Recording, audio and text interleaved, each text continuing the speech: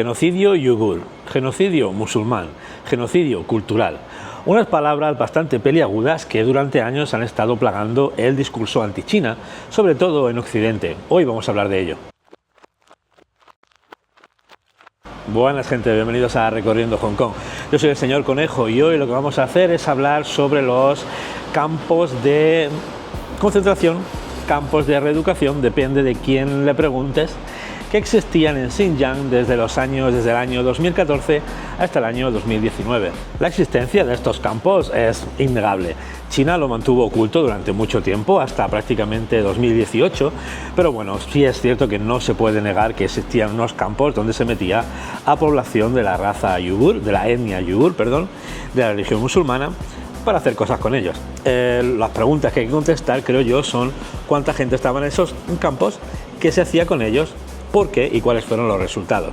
Y eso es lo que vengo yo a analizar ahora aquí. La cantidad mínima de gente que se comenta que estuvo en esos campos fueron 1 millón. Luego, la cantidad superior puedes irte a cuanto quieras. Dependiendo del medio occidental al que reclames, puedes encontrar desde 5, 9, 10, 15, 20 millones, echan millones ahí de gente sin ton ni son. Estos campos estaban dirigidos por un político llamado Chen Quanguo, que era el director de la región de Xinjiang. Lo primero que vamos a hacer es hablar de la historia, de los antecedentes, la explicación de por qué estas cosas existían.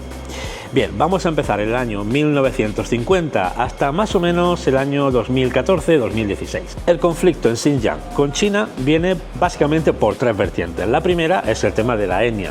Los yugures son túrquicos, mientras que los chinos son Han. El tema idiomático también tiene un factor. Por ejemplo, los chinos hablan chino, ya sea mandarín, cantonés, lo que sea, y los yugures hablan el idioma yugur.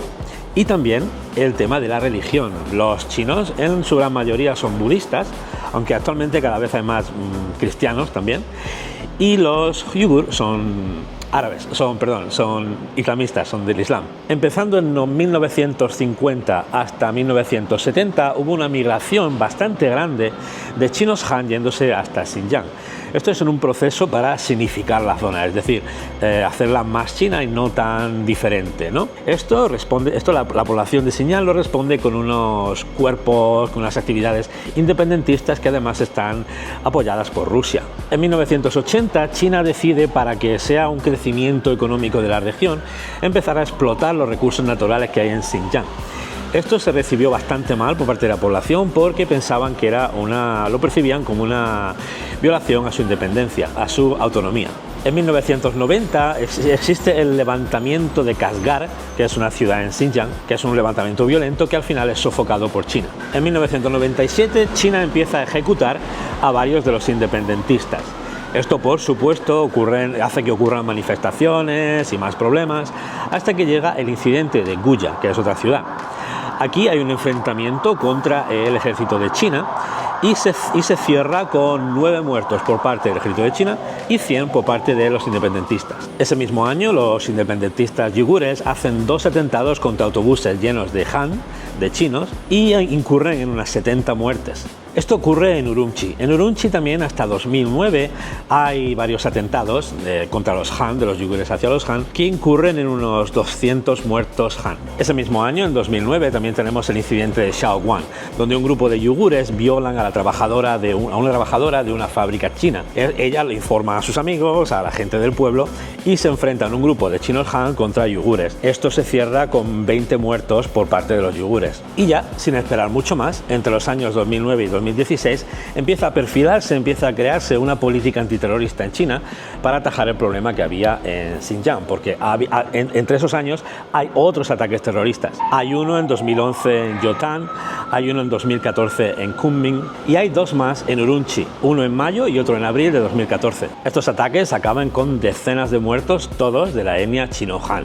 En estos años hay un cambio de oficiales de gobierno, también se empiezan a valorar distintas formas de atacar el terrorismo, se empieza empiezan a perfilar la idea de los campos y todo eso. Incluso Xi Jinping en 2014 visita Xinjiang para ver la situación y hay un atentado, y es en ese mismo año cuando empiezan a establecerse los campos. En 2016 el gobierno de China le ofrece a los uigures marcharse de la región. Tenían que marcharse pues, con lo puesto, con quien pudieran, tenían que marcharse ya. Claro, muchos lo hicieron, otros decidieron quedarse por estar con su familia, porque simplemente no podían irse, aunque algunos sí se fueron, no fueron demasiados. Algunas de las políticas que se aplican a partir de 2016 en la región de Xinjiang es la de, por ejemplo, prohibir las barbas tradicionales de los islámicos, se prohíbe el uso del velo y también se establece un sistema de monitoreo civil que lleva a arrestos siempre que no se pueda desmentir la conexión de la persona con el radicalismo.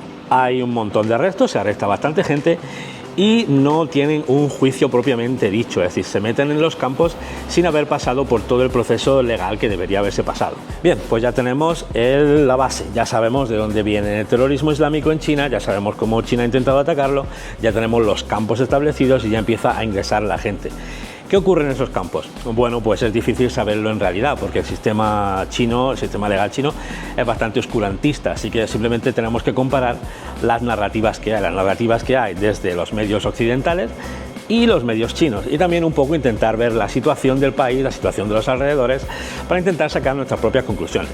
La narrativa occidental es que en los campos ocurrían todas las perrerías que se te ocurran, y más, que si paliza, que si violaciones, que si mutilaciones, que si evitar que la gente tuviera hijos, no me sale ahora mismo, como una castración, ¿no? Castraciones químicas y todo eso, abortos forzados, lavamiento de cerebro, es decir, todas las perrerías que se te puedan ocurrir que se hace en un campo, dice Occidente que ocurrían. China, por su parte, dice que son campos de trabajo y que son campos de reeducación, que ahí la gente está para desradicalizarse, para aprender a convivir sin esa radicalización del Islam, entendiendo que pertenecen a China, que es su país, es decir, promover un poco pues, el patriotismo, eliminar la religión radical de su mente, darles cosas que hacer, darle un trabajo. Una narrativa mucho más amable y mucho más, claro, para sus propios intereses. Yo sabéis que no suelo dar opinión en estos temas, que me gusta ser objetivo, pero es que es bastante difícil por la falta de información veraz. De esto vamos a hablarlo ahora después. En mi opinión, yo creo que hay un poco de cada.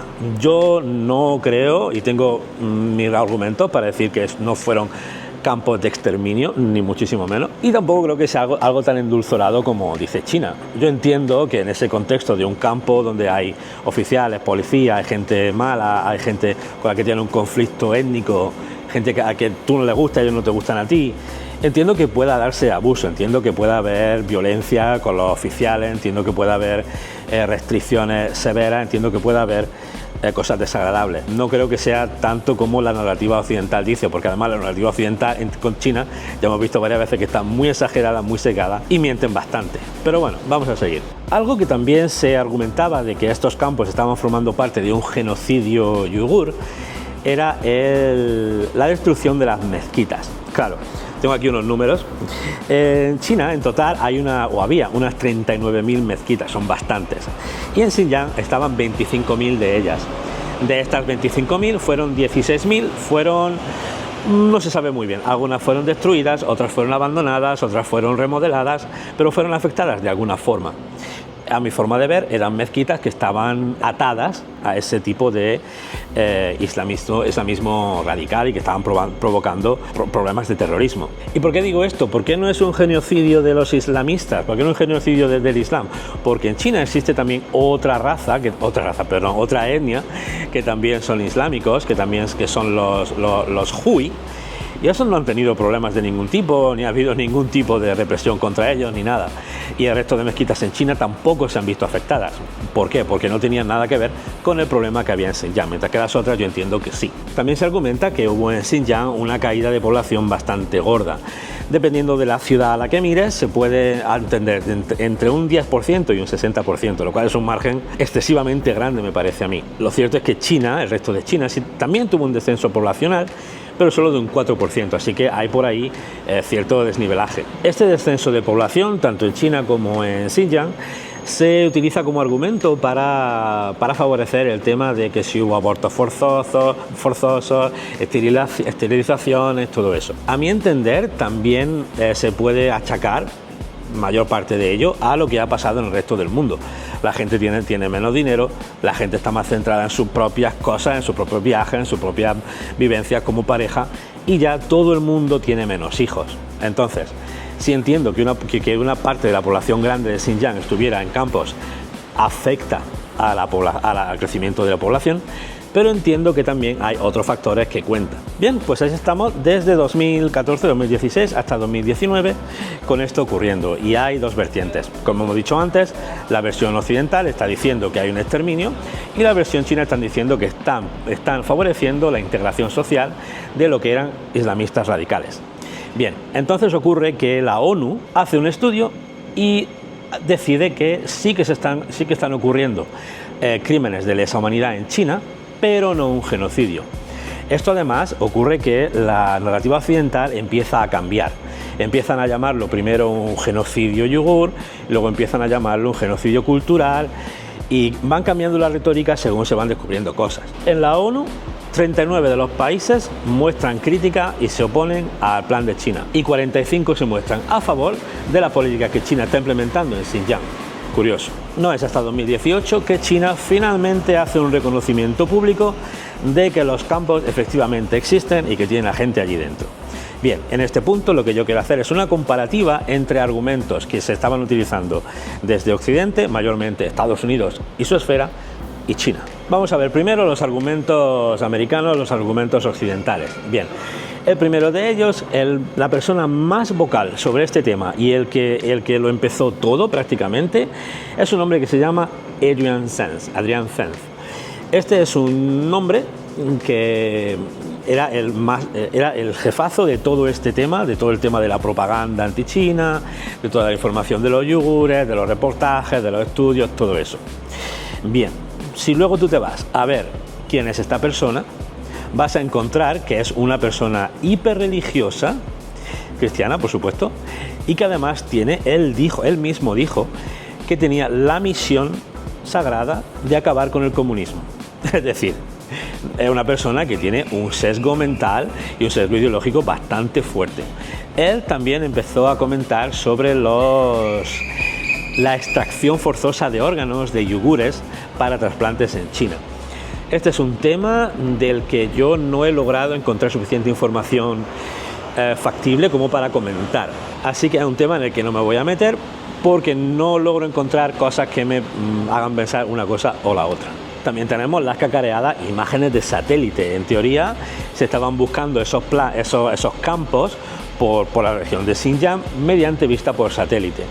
Lo gracioso es que la mayor parte de las imágenes que se mostraban como sí, mira los campos, luego al final se descubrían que eran granjas, eran escuelas, eran zonas militares. Así que por las imágenes de satélite es uno de los motivos por los que China decía que eso al principio no existía, porque no se habían encontrado ninguna imagen.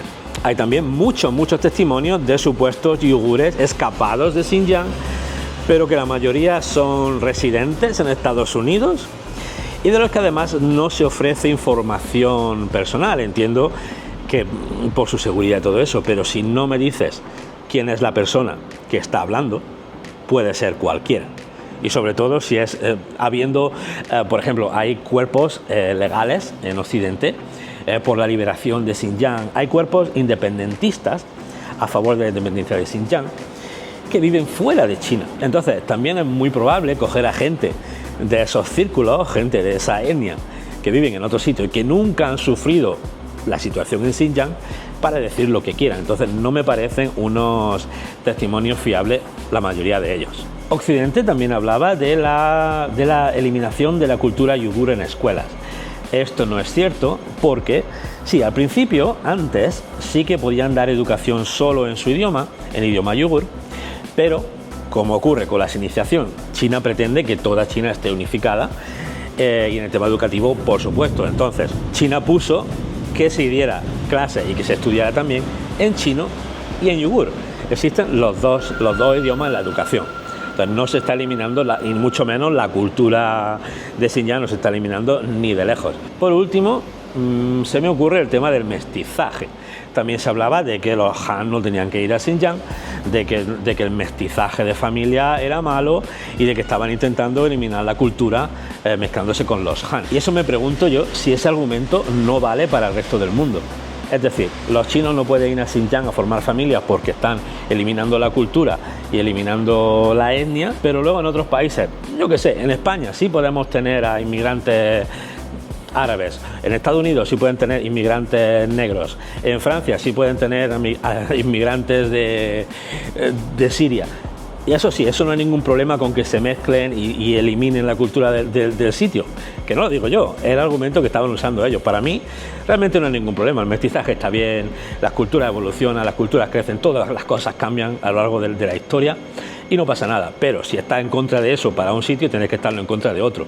O si no, no es un argumento consistente. Desde el bando de China, yo ya he dicho algunos de los argumentos en su contra, como por ejemplo la poca efectividad de los satélites, que los Hui no tuvieron ningún problema de este tipo, que los testimonios no son fiables, pero bueno, hay algunos más. Como por ejemplo, que se puede viajar a Xinjiang sin ningún problema.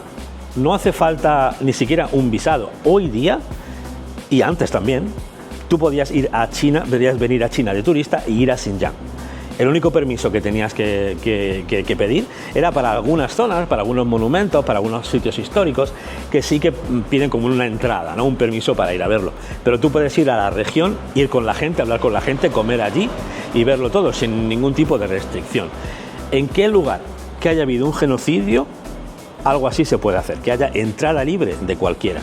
Otro tema también es que, por ejemplo, el genocidio más grande que conocemos es de los judíos durante la Segunda Guerra Mundial. ¿Qué ocurría en ese genocidio? ¿Qué ocurría en esa situación? Que la gente se marchaba de los sitios, la gente huía de las regiones donde venían los nazis. En Xinjiang no, en Xinjiang nunca ha habido una desbandada de gente local, nunca ha habido un éxodo de gente huyendo de un genocidio. Es totalmente antinatural tener esa situación de un genocidio y que la gente se quede allí. Y antes comenté el tema de la ONU, que hubo 40 y pico países que mostraron su apoyo a China y a sus medidas contra el terrorismo islámico. ¿Qué países fueron estos? Bueno, pues obviamente los países que no estaban asociados a la esfera de Estados Unidos. Países de mayoría musulmana, países árabes, países de la esfera de China.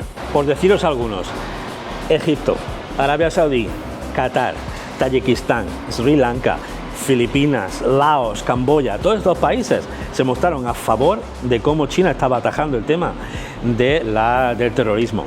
Y finalmente, todos estos años, China también ha estado ofreciendo vídeos de la región, vídeos de gente bailando, vídeos de gente haciendo sus festividades tradicionales, vídeos de la comida. Pero con esto, para ser justos, me pasa como con el tema de los testimonios de Estados Unidos. Me parecen que son vídeos no fiables, porque es muy fácil falsificarlos, es muy fácil que la gente lo haga por otros motivos que sea real, que sean pagados, que sean contratados. Es muy fácil falsificarlo. No digo que China lo haga, porque realmente la gente que visita Xinjiang también lo ve por sí mismo, pero al ser antipropaganda por parte de un gobierno, tampoco les pondría yo mucha fiabilidad. Por eso me fío más de la gente que visita la región ellos mismos. Y bueno, estando la situación así, teniendo a dos potencias dando sus contraargumentos, teniendo estos campos de trabajo, de reeducación activos, ¿cómo acabó la cosa? Bueno, pues acabó en que en 2019 China dijo que ya no hacían falta, que ya habían cumplido su función y que los cerraba. Los cerraron todos y se acabó la campaña. Entonces, si en 2019 se cerraron, ¿qué conclusión podemos sacar de aquí? Yo voy a dejar unas cuantas y vosotros sacad la conclusión que a vosotros parezca. Por un lado, el tema del genocidio. Si China estaba buscando genocidar a la población yugur, a la población islámica, y lo cierra en 2019 y no se ha acabado la población islámica en Xinjiang, es que no eran para eso. O también podría ser que debido a todo el revuelo internacional, debido a todas las críticas, a todas las reacciones, a todos los periodistas intentando llegar y hacer estudios y averiguar y tal, que China dijera dar carpetazo, cancelar el plan y cerrarlo y a otra cosa. O, como tercera opción, puede ser que efectivamente los campos tuvieran pese a sus posibles abusos y a su trato injusto, es posible que los campos fueran efectivamente para la reinserción y la desradicalización de la población yugur. Y al haber conseguido ese objetivo junto a la destrucción de los centros religiosos que lo promovían, ya no hizo falta que eso siguiera activo y se cerró. Ah, por cierto, ¿os acordáis de esta foto? Bueno, pues eso no es un campo de concentración, Yugur. Eso sí es en Xinjiang, eso es una actividad en una cárcel para concienciar a los presos contra el uso de las drogas. Si encuentro la información en un enlace en inglés, os lo dejo en la descripción. Y con esto terminamos el vídeo. Yo no sé cuál de las conclusiones o cuál de los dos bandos os parece que tiene más sentido, cuál es vuestra opinión al respecto, si estuvisteis siguiendo todo este tema durante los últimos años. Me encantaría que me lo comentaseis debajo y me dijerais qué pensáis. Y nada, gracias por verme y nos vemos en el siguiente vídeo. Adiós.